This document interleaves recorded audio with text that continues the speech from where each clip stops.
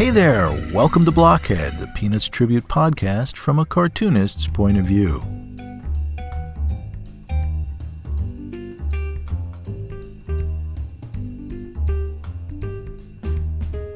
My name is Jeff Grogan, and I will be your host for the next few minutes to talk about Peanuts, Charles Schulz, and all things Charlie Brown, Linus, Lucy, and Snoopy too.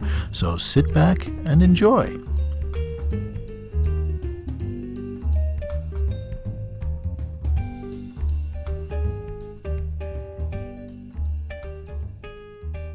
Hey there, Blockhead listeners. Welcome to a new episode. Today we've got Brian Walker, part 2 on the show, and you are in for a treat because Brian Walker is just a great storyteller, and boy, has he got some wonderful stories to tell.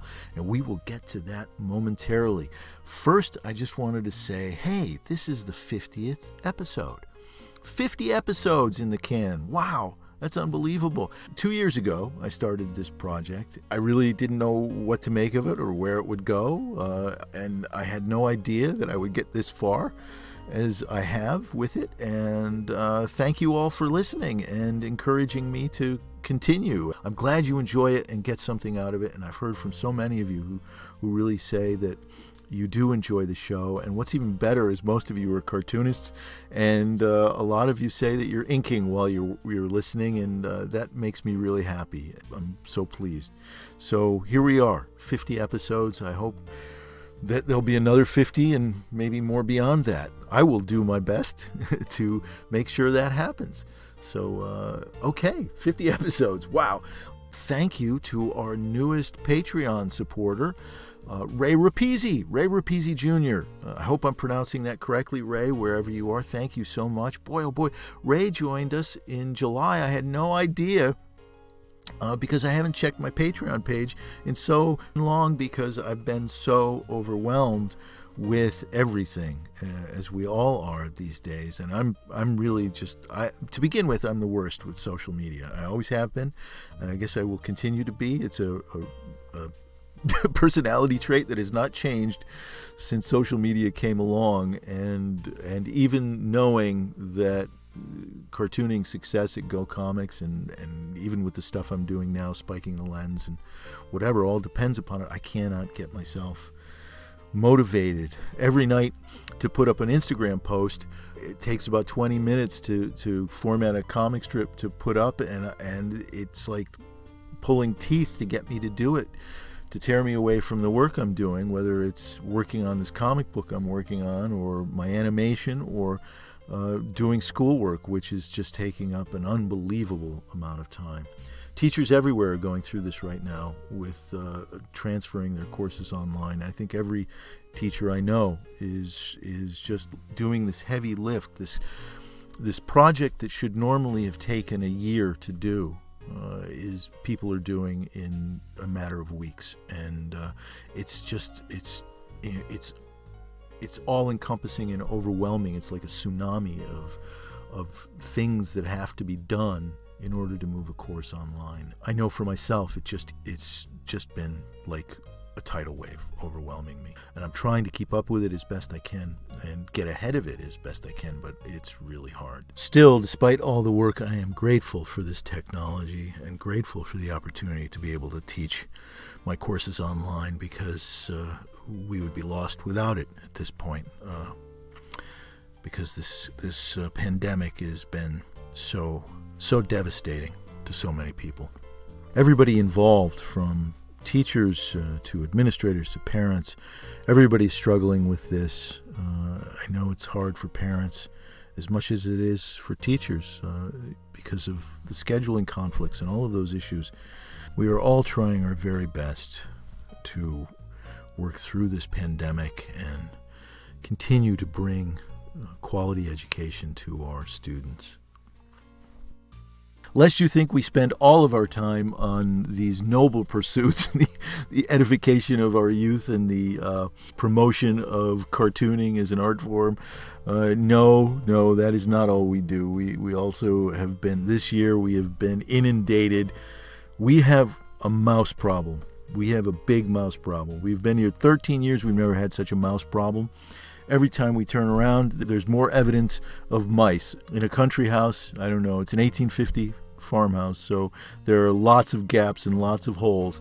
And every day, we are plugging another hole with steel wool or foam. We don't put down traps. We don't do poison. We don't do any of that stuff. And, of course, we have 3 cats, and the 3 cats won't do a thing. Of course, one of them just could care less about mice. He's older. His fascination with mice seems to be done. He's happy just to eat every piece of food that we give him. He's a big, fat, happy cat. And then we have another younger cat who's just too innocent to know about mice. He doesn't know what to do with them when he finds them. And then the third cat who she just wants to watch them anymore. She's older too, and she doesn't have any teeth anymore, so she just watches the mice. And so 3 cats, and there's a mouse party going on, and the cats, won't do anything about the mouse party, and we can't get a handle on it. And every day we're sticking more steel wool in a hole here and there, and foam, and clogging up gaps under doors with sweeps, and you name it. We're trying it, and we think we've got it licked one day, and oh yeah, there's a hole there. Fill that one on the ceiling. Oh, okay, there's one there under the dishwasher. Oh, we've got it now. And then no, of course not. The next day, more evidence, more mice, and that's what we're doing. So, but we hope you wish us well in our endeavors. The mice could live out in our barn. We have a nice big barn out back, and they could live out there. We don't mind. That's fine. Go live in the barn. Chew on my old artwork if you want something to eat. But no, they have to be in here. So so the fight goes on, and we will continue to try to secure our home. So the time that I come away from that to work on my own work, and then to break away to do an Instagram post is just like almost, oh my God, I can't do it. And so the same thing is true with my Patreon page. I haven't checked it in so long, and then lo and behold, I go, and Ray's there. And Ray, thank you so much for everything you're doing to help the show. And I will do my best to make sure I get more shows to you, another 50. So here we go. Another thing that strikes me listening to the show, if you listen to it all the way you'll find out at the end, I'm stunned to find out that when I was in my early 20s, late teens, living with my parents, I'd quit school and come back from Philadelphia and lived with my folks for a little while, like a lot of young folks will do when they're trying to figure out their lives. And I was minutes away in the same vicinity as Brian Walker and the Walker family and so many other cartoonists that I had no idea. I mean, I was doing figure drawing at a local artist guild in Connecticut, and I was across the street from Brian Walker's studio probably, and who I had no idea. It's just so funny. It strikes me as just one of those odd circumstances, You have no idea who you're walking past when you walk down the street sometimes, or who's in your orbit that you don't know about. And there's that idea that, and I don't know where I got this from, I read it somewhere years ago, and I'm not a physicist, but there's this idea that these molecular patterns stay close to one another through eternity. They gravitate towards one another and travel within the same circles.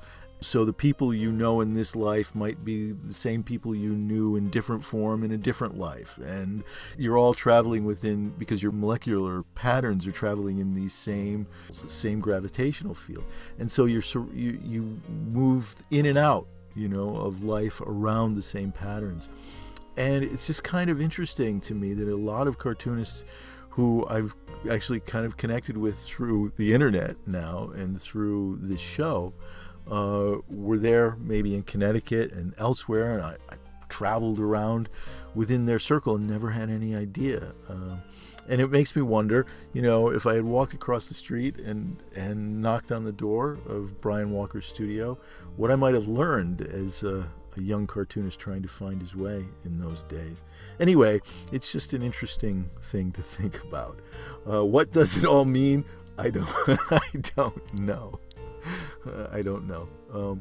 But I am so glad and so happy to have the benefit now of connecting with all of these great cartoonists many of whom I've admired for so many years, and now through this show and through your support as listeners and some of you as sponsors, I have the opportunity to connect with them through this vehicle, and I'm so thankful for that, because the benefit to me is just so great, and I hope it is for you too.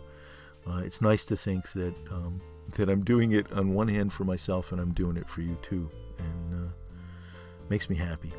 Anyway, so I am blessed,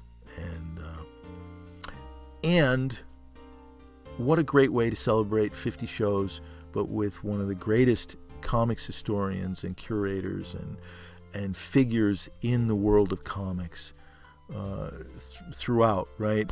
Brian Walker. I mean, he's been involved in so many things that have touched all of us who love comics and cartooning, and he's had a hand in so many important things, whether it's, the Billy Ireland Museum, which he had so much to do with and getting off the ground, and or the IDW Library of American Comics, which he's such a big part of, or Beetle Bailey and Hi and Lois.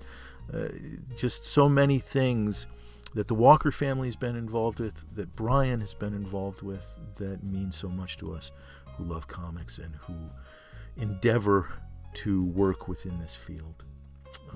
Anyway, wow. Thank you all for being a part of this for 50 shows. And thank you, Brian, for your participation. And to all of those who have been a part of the show so far. There's so many names. People I never would have had the courage to reach out to when I was younger, who I've fortunately been able to connect with through the show, from Ray Billingsley to Lynn Johnston to Tahid Bondia to Ron Ferdinand and Marcus Hamilton and John Rose and down the list. There's just so many people I'm so grateful I've had the chance to connect with. Thank you all. So let's get to it. Brian Walker and part 2, and here we go. Brian and myself in conversation.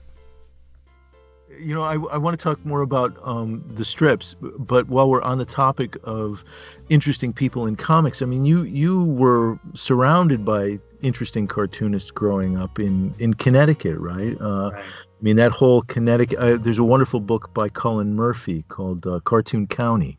Right. And so there were a whole host of people that you grew up around who were, I mean, some of the top tier cartoonists in the world, right? I mean, Stan Drake and John Cullen Murphy and some of the others. Do you have any memories of those guys growing up or that community? Oh, absolutely. I mean, Dick Brown used to say, it was the golden age of cartooning in Connecticut. And those guys were like, John Cullen Murphy was my godfather. Oh, wow. I describe myself as a recovering Catholic, but, back when I was, went First Communion and, Confirmation, yeah. The Murphys were my godparents. And, Dick Brown performed my wedding ceremony when I got married in 1981. We found out, you can have anybody you want marry you as long as there's a justice of peace there as a legal witness. So we said, well, let's have Dick Brown marry us. That'll be fun. And so it really was like an extended family. And certain other, like Cullen Murphy is the same age, and we've known each other for forever, and when he started working on that book, originally it was an article for Vanity Fair, and he called me up and said, could you help me with this and fact check it and send me some images and everything. And so we worked together. He lives in Boston and my son lives up there, so we see each other quite a bit. And we weren't really close friends growing up because he went to a different school than I did. And I think he was always, my parents would always say, why can't you hang out with guys more like Cullen Murphy instead of degenerate hippies that you hang out with, Cullen said, well, I wasn't that much of a goody-goody, but, for whatever reason, that thing sat at Vanity Fair for a couple of years without ever getting published. And then Cullen called back and said, well, now I've got a contract. And Cullen's written a lot of really good books, and he's a very erudite, scholarly guy, you know. He said, I'm going to do a whole book, a sort of a memoir of my father, but kind of branch off into the whole Connecticut years and all these cartoonists and everything. So, you know, back and forth. I mean, it's his book, but I did work with him a lot on it. I proofread the manuscript and talked with him about it a lot. And it was just a fun project to work on. In fact, I seem to be doing that a lot lately these days with Michael Tizeran's book. You know, I helped him with that and proofread it for him. And it's fun. I just love research, and I love how someone goes about finding the information. I mean, Michael Tizeran, when he first told Patrick McDonald introduced me. Patrick and Karen did the first major book on Harriman back in the 80s. And I read that. Yes, I have that book. Oh, it's a great book. Yeah, that's actually Abrams' book too. Yeah. And Patrick said, I want to introduce you to this guy, Michael Tizeran, who lives in New Orleans. This is when the National Cartoonist Society, Rubens, was in New Orleans. And he's going to write a biography of George Harriman. And I said, well, good luck with that. Nobody even knew who this guy was when he was alive, let alone, you know, 100 years later or something. So I was willing to help with Michael. I said, but let's stay in touch. I can't wait to hear what you find out. And so he would just call me every once in a while. And so I found the original lodge where the family used to hang out. And I found some guy in LA that Harriman picked up hitchhiking and stayed at his house for a while. And Oh my God. you know, it's just great to hear how he researched the book. Well, there's so much information in that book that is kind of obscure. You know, as you were saying, very little was known about Harriman. Yeah. And he seems to uncover all of this detail, which is really quite overwhelming. I mean, it really paints a very vivid picture of Harriman's life, and New Orleans too. Yeah. But anyway, back to your original question about Connecticut. I mean, so, you know, these guys used to play golf together all the time. And my father started the Connecticut Cartoonist Invitational Golf Tournament, which he ran for like 50 years or something. And there was times when the winner would get a pie thrown in his face. And then I started going to these when I was working at the museum. And I've never really been a very good golfer, but it was fun because after dinner, they would get up and tell jokes. And of course, that generation, my father's generation, they all could do jokes. I don't know how, you know, we don't do that anymore, but these guys all had these jokes memorized. And Stan Drake, who was a very good looking guy and kind of a frustrated actor, was the best joke teller of all, you know. And people would beg him, like, tell us the one about the little boy and the prostitute or something like that. He'd get up and he'd do voices, and, you know, he could take a 5-minute joke and stretch it out for 20 minutes and people would be begging him to tell it again. Wow. And it was about 92. I was at a National Cartoonist Society, once again, a Reuben in Scottsdale, and the president, Bruce Beatty, they were just starting these chapters all around the country. I think it was Mel Lazarus that came up with this idea. So there was a California chapter and a Florida chapter. And I said, how come there isn't a Connecticut chapter? We got more cartoonists in Connecticut. Bruce Beatty looked at me and says, I think you just volunteered to start one.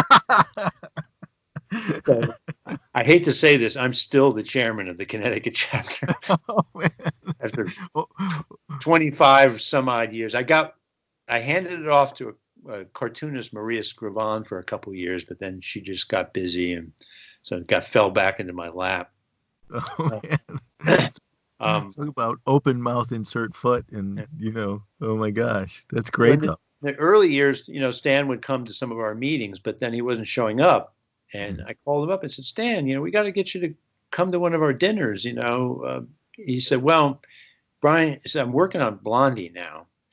And my schedule is that I basically stay up all night doing Blondie strips. And then 11 o'clock, I go over to Glenn's, which is a bar in the middle of Westport. As soon as they open up, I go in, I sit at the bar all afternoon. I have my lunch. I go home to my condo and I'm asleep at 6 o'clock. And then I get up at midnight and I start working on this trip. So I can't come to your dinners because I'm asleep. That's my schedule. So Chance Brown and I said, how can we get Stan to come to a meeting? And Chance said, well, let's give him an award. He'll have to come. So we created this award called the Legend Award. And we made a plaque. And we took a room at the Reading Roadhouse, which is a really great little sort of roadhouse bar up in Connecticut in the woods. And Stan had done these really fantastic portraits of cartoonists. I don't know if you've ever seen any of them, but some of them have been reproduced in books. And some of them were old-time cartoonists like Milton Caniff and E.C. Segar and Al Capp and Walt Kelly, Charles Schultz, but also a lot of his friends like Dick Brown and my father and Bill Yates. And, and his portrait of Dick Brown is the best portrait ever because he knew Dick so well. They were such close friends. It's Dick laughing, So we gathered together all of those portraits a lot of them came from Stan and from other places. Some of the cartoonists just brought them in their car and we hung up probably I think we had about 25 of them hanging up in the bar. And there was an upstairs room and Stan showed up and told jokes and had everybody crying with laughter. His sons were there and Stan had such a good time that he decided to donate all of the portraits that he had in his possession to the Billy Ireland of Ohio State. Actually, it was originally to the museum in Florida, and then they eventually ended up at Ohio State. Oh, wow. And then he got real sick a couple months later and died. Oh, man. Probably the last time I saw him. Oh, wow. I just pulled up on my iPad the portrait of Dick Brown by Stan Drake, and it's marvelous. It's really something. It's the one he did of my father I think is the best portrait anybody ever did of my father. Oh, I'll have to pull that one up too. That's great. I mean, how Stan Drake, my God, how many comic strips did Stan Drake work on over the years? Well, he did The Heart of Juliet Jones for many years. And then he worked on Blondie, but did he work on Little Orphan Annie? Did he do that too? No, that was Leonard Starr. Oh, that was Leonard Starr. Okay, yeah. He was another Connecticut guy.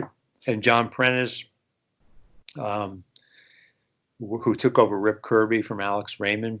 Yeah. Alex Raymond used to live in Stamford. In fact, he got killed in a car accident with Stan Drake. Stan Drake survived, but Alex Raymond died. Yeah, that. I remember that. That was that's amazing. It's an astounding story. I mean, it was right there in Westport, wasn't it? Yeah, the IDW books, which is the Library of American Comics, which is edited by Dean Mullaney. I worked on probably over a dozen of those books with Dean, and they did the whole Rip Kirby series. I think they're into this well into the 70s, into the John Prentice period. But I researched all the introductions and, once again, I just love research and tracking things down and pictures of Alex Raymond's original house that he had in Stamford. And I actually went and drove the road where the accident happened. Oh, wow. I saw the tree that they ran into. And oh, wow. My wife does, she's a crafts person. She makes hats and clothing and things, and often does a show in Westport at a high school up there. And it's a big craft show in Westport. And so we drive around these little back roads, and they're tiny, windy roads. Yeah. And we've always got this big trailer behind us because we're bringing her display unit and all this stuff along with us. And but those little roads, they're like the tiny little things. I mean, with a lot of stone walls all over the place. Yeah. And really easy. I could see if you're, not really paying attention and you're going a little too fast, boy. That wouldn't be hard to, find yourself in an accident like that. Well, Stan, who is also a storyteller, and R.C. Harvey said one time, cartoonists are probably the least reliable sources for accurate historical information because they're storytellers. And yeah. They that's what they do. They make stuff up. And if they can make it up better and tell a bigger story and get a bigger laugh out of it. And so my father did that too. He had these stories. I said, Dad, you got to stop telling that story. Why not? It's not true. He said, well, how do you weren't even alive? So I get these big arguments with him. But Stan started going around telling people years later that Alex Raymond was trying to commit suicide. And that he was having an affair, and he was married to a Catholic woman, so he couldn't get a divorce, and he was really unhappy. And there's a guy, Arlen Schumer, who is this kind of a cartoon historian, wrote an article for, I think it was Hogan's Alley, based on Stan's story. Uh-huh. And in the course of researching the IDW books for Dean Mullaney, I found the daughter of the guy who was Alex Raymond's assistant when the accident happened. Okay. Found some of his letters, and this guy said, this story about Alex Raymond committing suicide is complete hogwash. There's no truth to it whatsoever. He was a religious man. He was having an affair, but he would have never done this, particularly with Stan in the car, in Stan's car. Yeah. He said this whole idea is ludicrous. So in the introduction to that particular last, I think it was 1956, the last of the Alex Raymond books, I wrote what I consider the definitive story based upon primary research material. And there's pictures of this guy in I think it was a Bugatti. It was an Italian racing car that Alex Raymond had. He used to go up to some of these, Lime Rock, and race cars and stuff. So all that stuff just fascinates me. I mean, I could, that's why when Cullen wrote the book about the Connecticut cartoonist, I said, it's great that somebody put this down for the historical record and for posterity, and nobody better to do it than Cullen Murphy, I think. Oh, beautiful book. Yeah. Beautiful. I really enjoyed it, and anybody who loves comics and cartooning, you pick that book up, and it's almost like it left me feeling a little melancholy afterwards, because this very sweet memoir was over and a period of time had come to a close. It reminded me in a little way of the ending of, I know this sounds kind of a silly comparison, but it reminded me of the ending of Hemingway's A Movable Feast, where he laments, the passing of time and recalls being young. The story that he tells at the end that Dick Brown told him, Dick Brown said, he was talking about the Connecticut era in general. He says, I get the feeling like when I used to go to the movies and the movie's over and you stand up and the credits are rolling and you start walking out of the movie theater, the movie's over. He says, that's the way I feel about that period of time when we were all together here in Connecticut. And it's just, Cullen tells that at the end of the talk that he gives, and everybody just gives you goosebumps, Yeah. Because time passes. I mean, John Cullen Murphy, like I said, was my godfather, and he was the sweetest guy. But like so many of those guys, he was also really smart, and he knew all about history and baseball and all kinds of stuff. Boxing, he could just go on and on about any subject.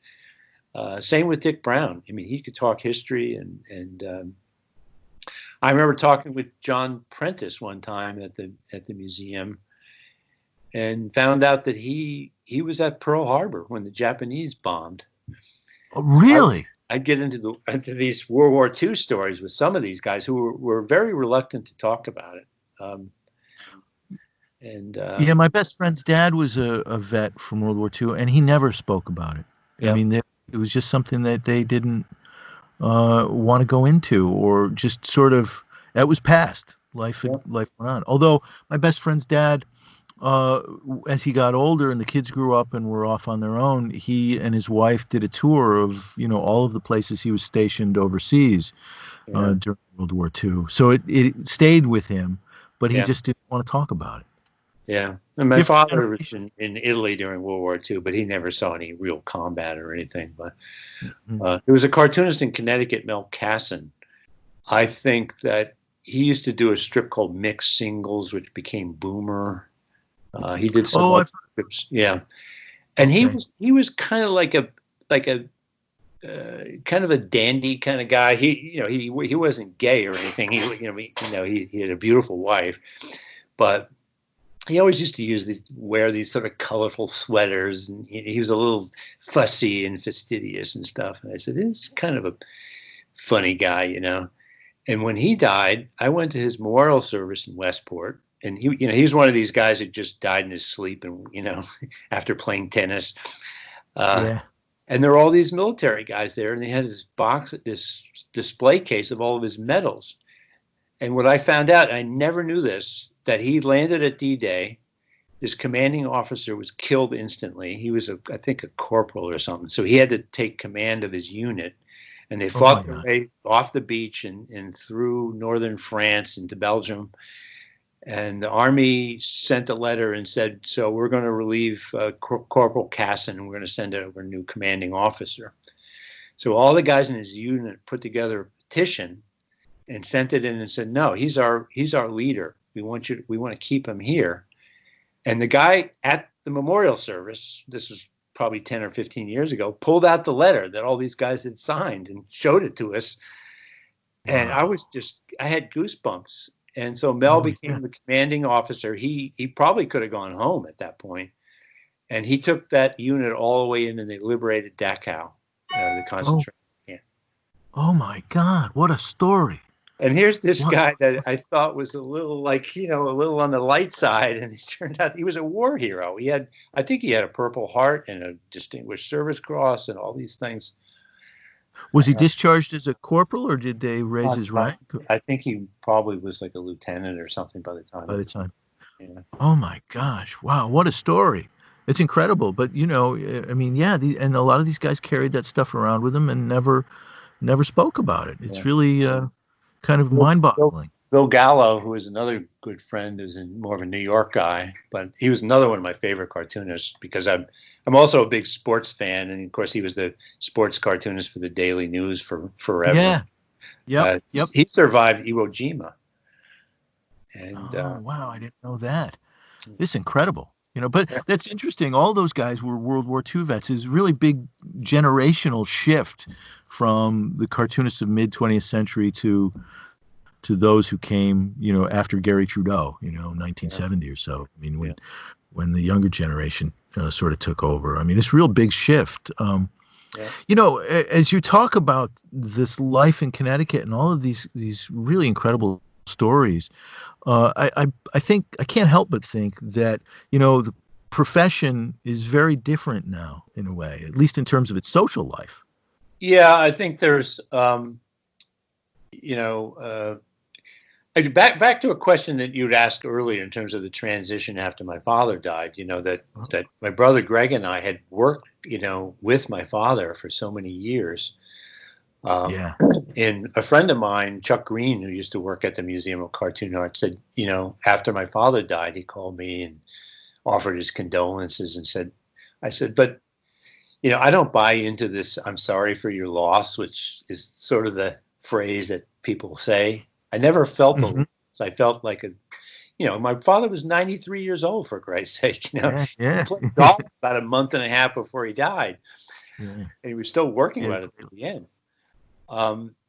He said, how lucky you are to have spent virtually your entire working life by your father's side, going back to the museum and then starting in the 80s, working with him on the comic strips and all these other projects, and just, talking to him on the phone every other day and going over to the studio and sharing friendships with his friends and my friends. And I said, you're right. Chuck's father died when he was in high school, and he was denied all that. So I think Greg and I had been doing this for so long. And, to be honest with you, even in my father's later years, we were definitely picking up the slack. He was still very much working on the strip full time all the time, because that's who he was. But we were very well trained and tutored and mentored all along for 30 years or more. And so I think it was a pretty seamless transition. And then my younger brother, Neil, who had worked on Beetle comics for the Scandinavian markets and stuff, kind of stepped in, and he'd been doing some, but now he's pretty much doing the penciling. Greg's doing the inking, and all three of us are writing it. Uh-huh. And and it's like a well-oiled machine. I mean, you guys know what you need to do every day, and what needs to get done, and how to do it. And we haven't had any complaints or cancellations or anything. People seem to accept what it is. Beetle is still in what? I mean, how many papers? Over 1,500 papers or something? Something like that. I mean, I think at one point it was probably in 1,800 papers. It's probably more like in 1,600 now. But we haven't had any. There's some strips in the last 10, 15 years or so that have kind of gone off a cliff. And lost a lot of subscribers, and we pretty much held our lists. We've got really great international sales. My father used to say just the Scandinavian market alone could probably keep us going. Uh-huh. Well, Beetle's really big in Sweden, right? I mean, there's a comic book and huge.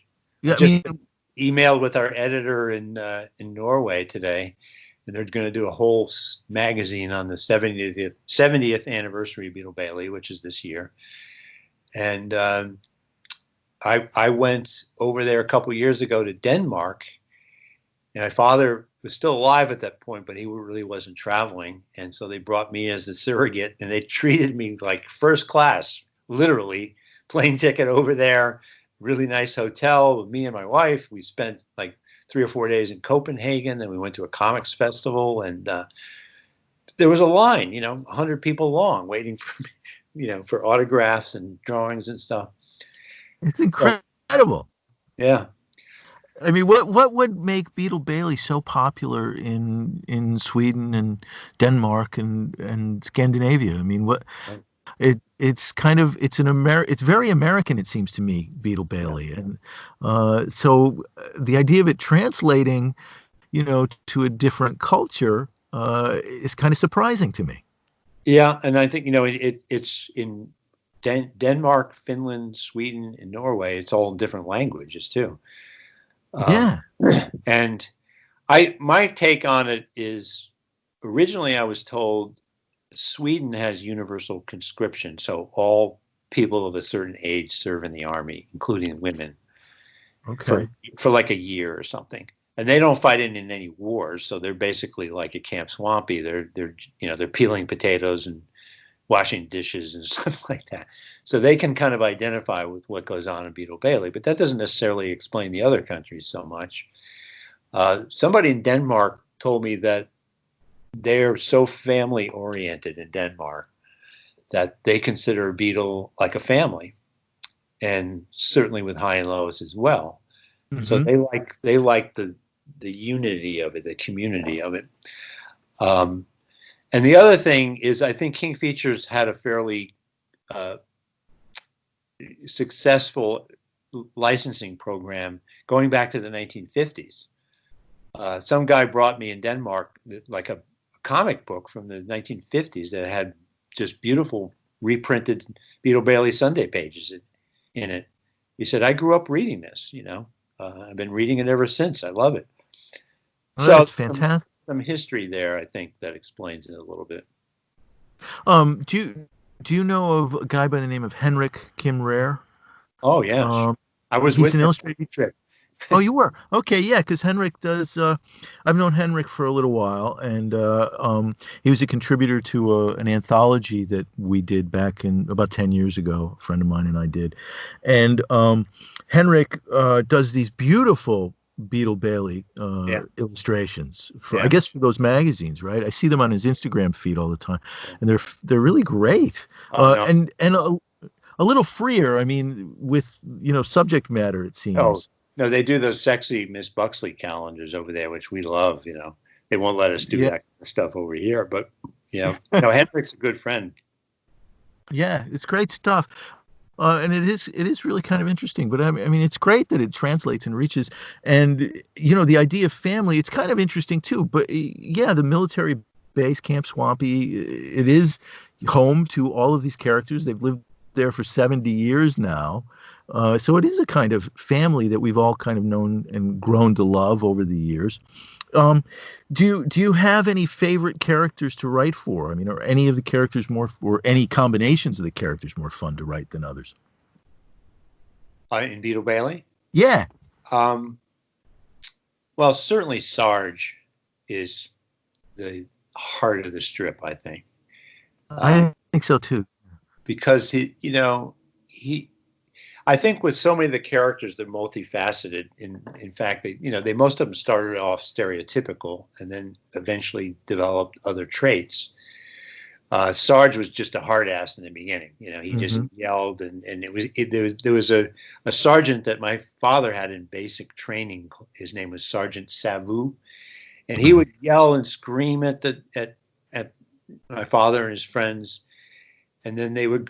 On the weekend, they go into town one time, and they came back and they found they all had little notes pinned to their pillows, and it said, "To my boys, love Sergeant Savu." And that's the key to Sarge's personality, is that he's a tough guy, but he's got a soft heart. And the soldiers that are under his command are like his family, And so there's a lot of wealth of gags in all of that, And Sarge is kind of shy around girls, and he likes to eat, and he's got his dog, and he's kind of a regulation guy, but he kind of slacks off himself sometimes, and there's just so much you can do with him. I really like Zero, the innocence of it, but I have a hard time writing gags for him, just to kind of figure out how he would misinterpret something. You have to almost sort of dumb yourself down to write a good gag.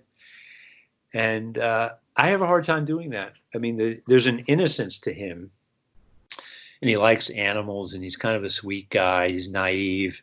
So there's other things you can do with him, but his misinterpretation stuff. I just posted on the Beetle Bailey website a couple weeks ago. I have a blog there, so check it out, beetlebailey.com. So they're playing. This is a Sunday page from '65, I think, and Zero gets a hit, and he's running around the bases, and he's just got his tongue flapping around, and his legs are churning, and he gets to home plate, and he just keeps running. He runs around the bases another time. He doesn't really know the rules to the game. So I like him a lot.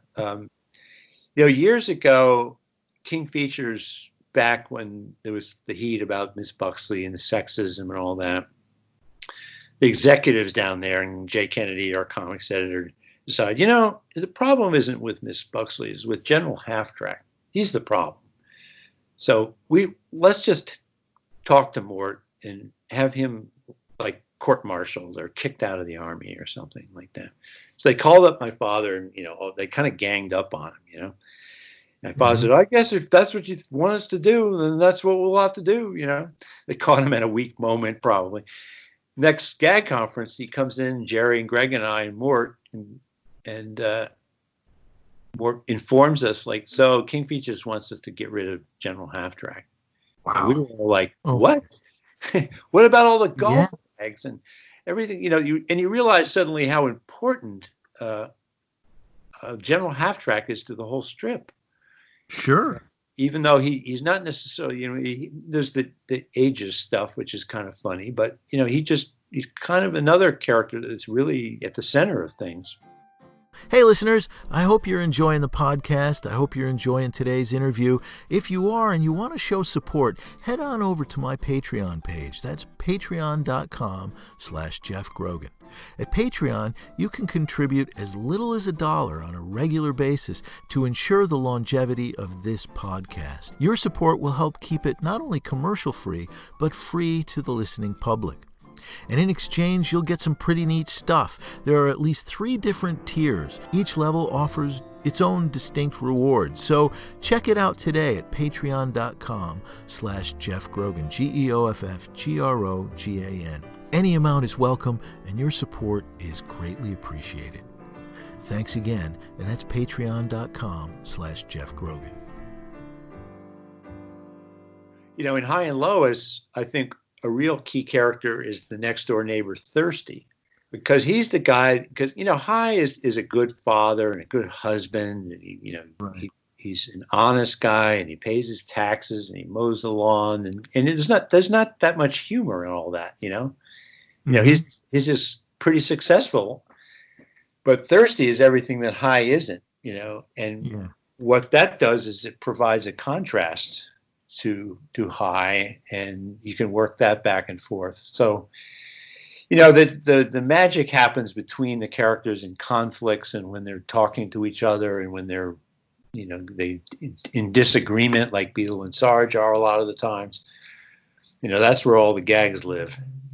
Yeah, it has to do with the disputes that happen between people, just out of the nature of their positions or the nature of their personalities.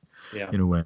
Yeah. So after all of these years, I mean, you're talking about the Syndicate and General Half Track, and how do you keep writing gags that keep the strip fresh for a new audience? I mean, like you said earlier, sometimes you catch yourself, and we did this, this gag a month ago or 10 years ago, although my gosh, you can't, trying to keep track of that entire catalog, I can imagine is a daunting task. But I mean, how do you keep new things happening while maintaining the same connection to your audience that's been there for all this time? Well, it's also both those two strips, Beetle Bailey and High and Lois, are very different in terms of their High and Lois is observational humor. It's a lot more realistic. We can't have High, stomping on Chip into little pieces on the ground. Right. People would go nuts. I mean, we've had a lot of problems, like if Trixie is not properly strapped in her car seat, or if she's on a swing and it's not the correct, safety measure stuff, people go nuts. And so in High and Lois, I remember Jay Kennedy used to say, you have to change things so it continues to look the same, meaning that, High and Lois can't be driving it around in an old Oldsmobile with wooden sides on it. People are going to say this strip is just stuck in the 50s. So we've just gradually over the years changed the style of the car that they drive. Certainly now we have computers and flat screen TVs and cell phones and all the rest of it to keep it looking contemporary. But on the other hand, the same family dynamics, the kids are doing their homework, and High's going to work, and Lois is doing housework, and, she's got a career as a real estate agent, and, they have to change Trixie's diapers and stuff that really hasn't changed that very much over the years. Well, a character like Thirsty, when I think about when the strip debuted, those kinds of, Thirsty was a drinker. Right. And there were all these jokes about his drinking or being inebriated. And it was in the era of Dean Martin, and Dean Martin made light of his drinking, which was, I guess not entirely based in fact. But still, it was a very common kind of joke back in the day. I mean, is that still something, is that something you've run up against now? I mean, because I think attitudes about drinking are very different today. Yeah, definitely. I mean, Thirsty actually wasn't in the strip at the beginning. It was like later in the 50s. He kind of shows up, looks very different. In fact, once again, go to highandlois.com and look at my blog there. And there's a search engine. You can type in Thirsty and scroll back. And I showed the first time he ever appeared in the strip. I can't remember the year. I think it's like 56 or 57. And there's a strip actually where Thirsty and Irma have a baby. Okay. But never again. They don't have any of the children of their own. That just was one strip and then never happened again. It just disappeared. Okay. Yeah. We got some complaints. I remember back, I think it was in the 90s, there was a woman at the LA Times, Nancy Tew, who was the super political correct era, where they're trying to clean up all this stuff. And we heard that they were really complaining about Thirsty because he used to have little lines in his nose. Yeah. And so That's how I remember. Right. Yeah, and they were threatening to cancel the strip, and there was a pretty big market for us. So we thought about it. I said, it probably is time to clean him up a little bit. So we don't really show him smoking a cigarette all the time anymore. He'll occasionally have a cigar. We took the lines out of his nose. Mm-hmm. So we cleaned him up a little bit, and they still canceled the strip. So it's like, okay, screw you. Yeah. But Beetle, on the other hand, is a little bit, it's more of a slapstick strip. My father loves visual humor. He loves showing people beating each other up and chasing each other around, and Mm-hmm. car crashes and action and pies thrown in faces and all that kind of slapstick stuff. I think Sylvan Bike, his old editor, said, make sure you have your character get hit over the head with something at least once a week, And I think my father had that sort of Midwestern sense of humor. So Beetle kind of exists in this his own cartoon world of Camp Swampy.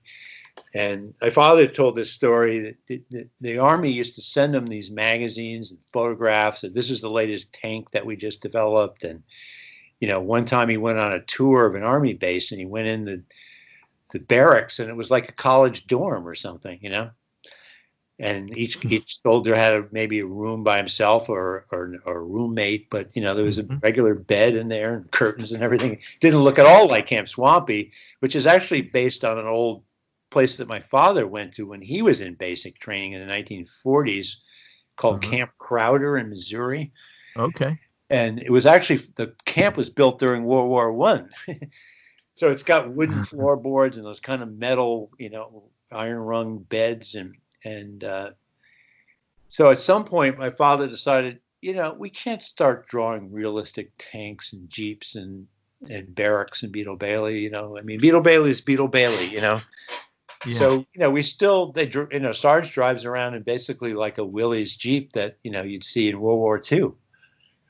Sure. Yeah. Well, I was just going to say there are certain things that are archetypal when we think of, at least, I don't know, people of my generation, which is maybe a little younger than you are, but in the ballpark. And so, when I think about the military and I think about the Army, there's certain things that are archetypes. And I suppose they all are hangovers from World War II. But, it's funny. I don't think of all the gear that they wear to Afghanistan or, the Mideast when I think of the Army. I think of the things that Beetle and Sarge encounter in Camp Swampy. Yeah. And it's we think of it as cartoon reality. It's a separate kind of time warp that they live in. And it has nothing to do with the real Army. And my father used to always say, Beetle isn't really a strip about the Army. It's a strip about an organization. It could be an office. It could be a firehouse. It could be an office. It could be anything.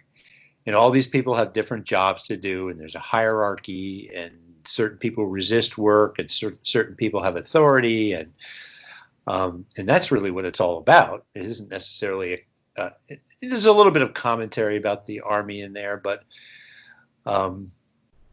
it's Beetle also doesn't it doesn't hold to the calendar so much. It doesn't always snow in the winter, or we don't celebrate every holiday.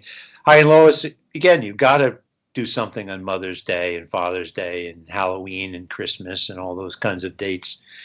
And I think that's one thing I've brought to the strip a little more. Frank Johnson, who used to ink the strip, said, you should make it more generic, because it's syndicated all over the world, and they don't celebrate Thanksgiving in India where the strip runs or whatever. And I said, no, but Hi and Lois exist in this sort of imaginary kind of New England set. There's the foliage in the fall and snow in the winter, and it's not exactly New England, but it could be. And they play golf in the summer, and so I think I've made it more connected to real time since I've been writing it. To today, during this current pandemic that we're all trying to survive through, I've really struggled. For one thing, we work so far ahead. Like for Hi and Lois, I'm writing strips that are like end of the summer, beginning of the fall now. I've already written the Sunday page for Halloween. Oh man. So it's a So totally different mindset. right. And I have to be, as a writer, I have to be that much farther ahead of the artist, and then the artist has to be further ahead to get the work into King Features in time for them to distribute to all the newspapers. So there's a lot of time lag. And there's actually an article in the New York Times a couple of weeks ago that said erroneously that most cartoonists work 2 weeks ahead of publication date, which is true for only one cartoonist. That's Gary Trudeau. Because he works with more topical stuff. 4 to 6 weeks. The artwork has to be delivered to King Features 4 to 6 weeks ahead of publication for the most part, by contract. So, like right today, the country is reopening. Is it going to close up again? Are there going to be, if we show them playing golf, can they be riding in a cart? Are they still going to be walking? Are kids going to be playing baseball? Is everybody going to have to be standing 6 feet apart? And I started thinking, I don't think anybody wants to see Trixie with a mask, Yeah. I don't think they want to see Lois obsessively putting hand sanitizer before she gets out of the car. I don't think people want to see that. Not in High and Lows. I mean, in a strip like Doonesbury, it's different. It's a different cartoon reality. So in your reality in High and Lois and Beetle Bailey, people want to see. I'm just jumping on top here, but I'm just imagining people want to see the life go on, as what we imagine to be normalcy. Right, a separate reality, and it's kind of an escape. High and Lois. They're still, their lives are still normal. That's kind of refreshing. I mean, the same thing happened during World War II that I wrote about in my book. A lot of cartoonists decide to have their characters enlist, like Barney Google and Snuffy Smith enlisted in the Navy and the Army, and Skeezix went over to North Africa, and, Superman fought the Nazis, and Dick Tracy was on the home front, hunting spies down, and Nancy was collecting scrap metal. But Al Capp wrote a strip, which I republished in my book, which he said, I think people want to see my characters stay in Dogpatch and just keep on going about their lives, and that will provide an escape from them for all these horrors that are happening all around the world. And there's something to be said for that. It's interesting to see, I've seen a little reference to it a little bit in some of the other strips, like, Blondie's done a couple ones, but even there, they're not all wearing masks and, talking about the coronavirus. It's not very funny either, Yeah, it's hard to be funny about what's going on right now. Yeah. That's for sure. I mean, trivializing it. Yeah, and sometimes people would see it that way. I mean, people do. The humor is something we need in order to survive. In order to get through the day, we need to have that sense of humor about life in general. But there are some things that it's very hard to make jokes about, and this seems to be one of them. So I think what Al Capp was saying, I understand that. I can take that to heart, because people do want to escape from the troubles that they're faced with constantly, and this is in our face all over the place. Today I teach at a university. Today we were having a faculty meeting about what are we doing in the fall, and the monumentality of trying to think through all of these different scenarios it's mind-boggling, and it's frightening, and especially when you're getting on in years, it becomes a little more pertinent. And well, anyway, but so Beetle Bailey will remain in Camp Swampy, and Camp Swampy will not get involved in, wars overseas and things of that nature. Yeah, well, Beetle Bailey's been in basic training for over 60 years. He didn't go to Vietnam. He didn't go. I mean, he started. A lot of people think it's a World War II strip, but it started during the Korean War. Even during the Korean War, he never went in active combat. And some people said maybe you should have Chip go to Afghanistan. And I said, oh yeah, that would really be funny. Have him blown up by bomb or something. It's just I don't know. Another thing.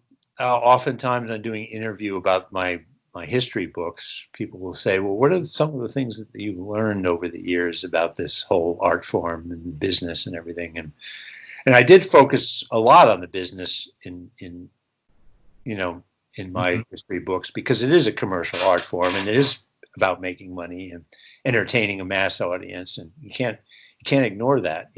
Cartoonists aren't sort of starving, self-indulgent, like, I don't feel like being creative today. You can't do that when you have deadlines, 365-day deadline, but that every cartoonist, it does things differently. There's no rules.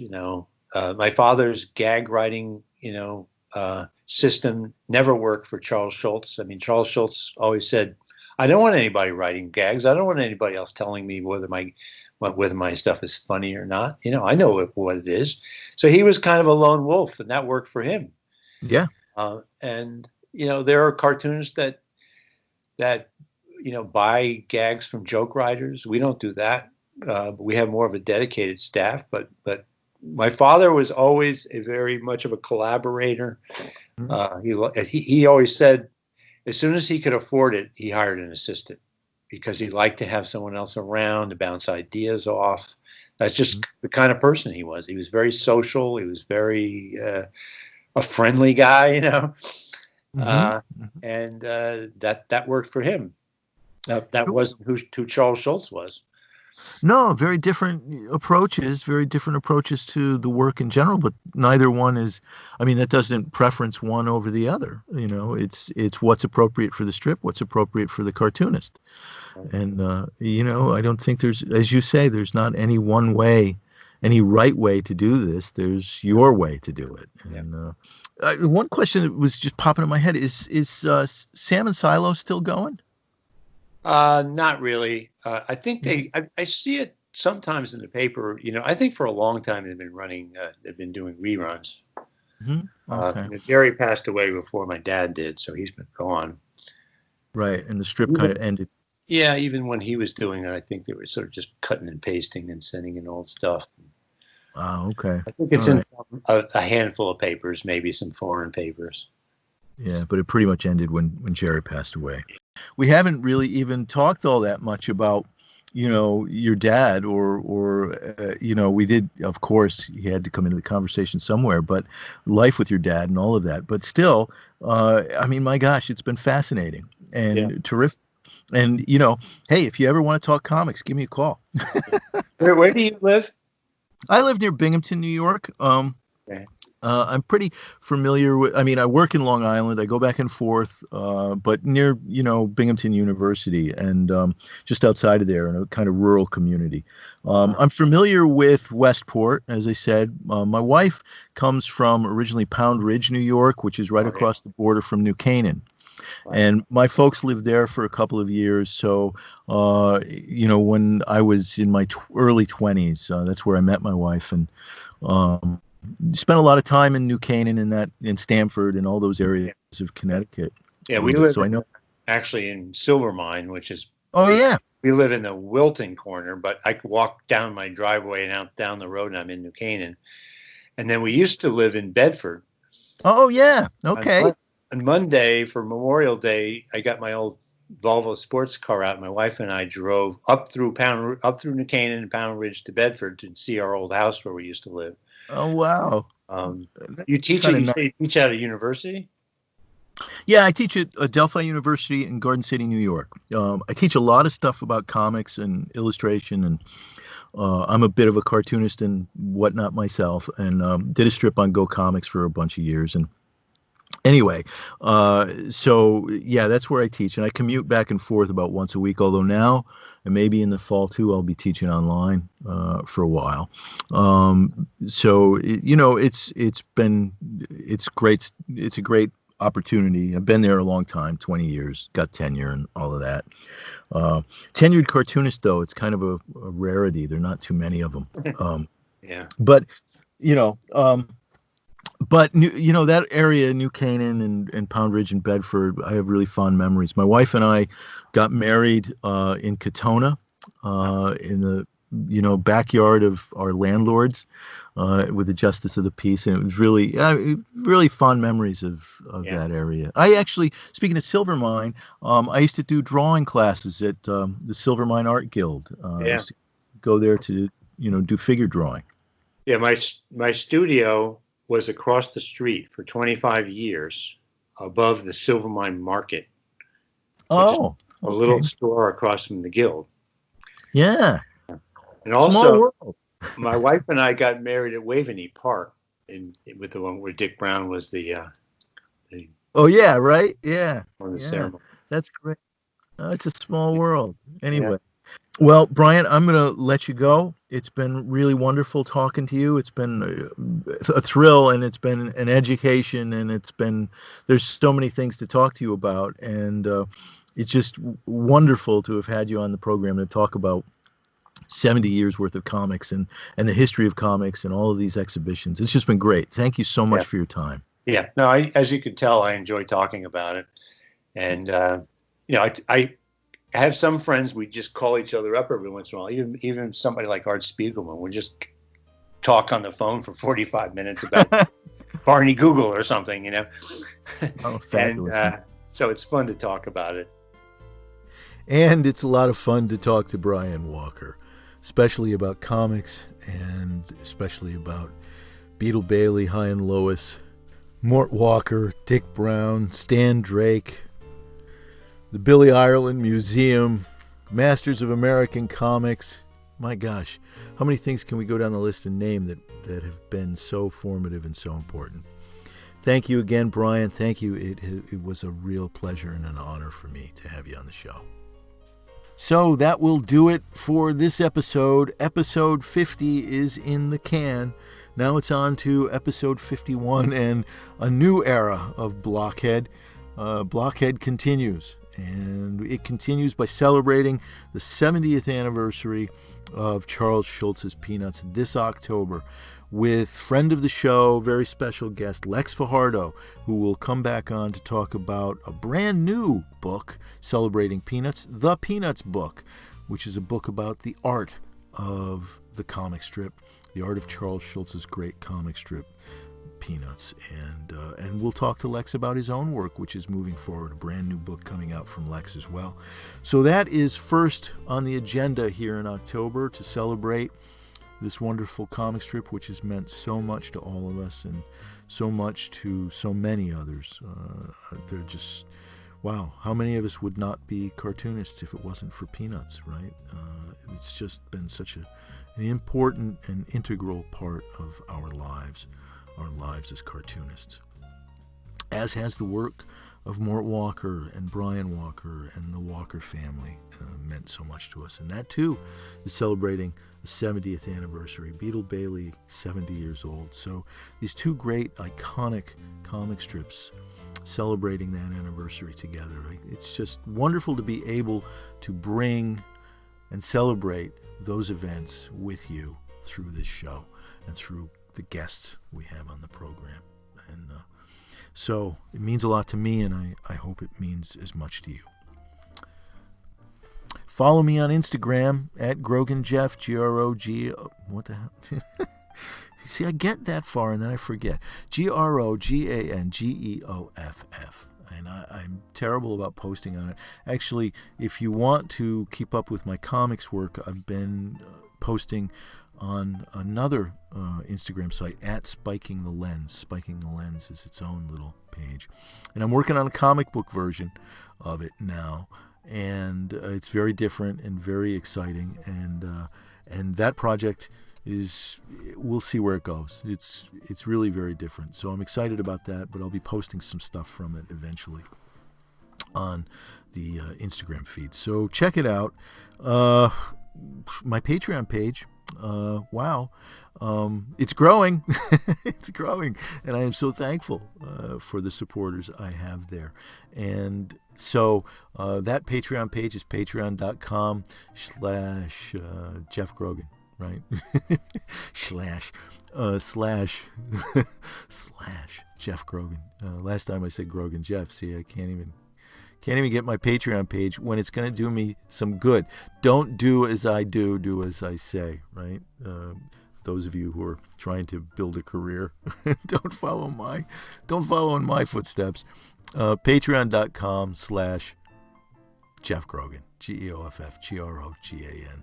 I am grateful for your support, whatever you can see to float the way of this podcast is greatly appreciated. And thank you again to Ray Rapizzi Jr. for your support. It means a lot to me, and what a great surprise it was to me to open that up and see your name there. So wonderful. Okay, everybody, I'm going to let you go, and I'm going to go back to work, whatever it is that I'm doing with the rest of my Saturday here. Thank you all for listening, and be well, be safe, be happy. Practice your social distancing because it's keeping that thing at bay, right? And I will see you next time when we celebrate 70 years of Charles Schulz's Peanuts. Okay, thanks for listening.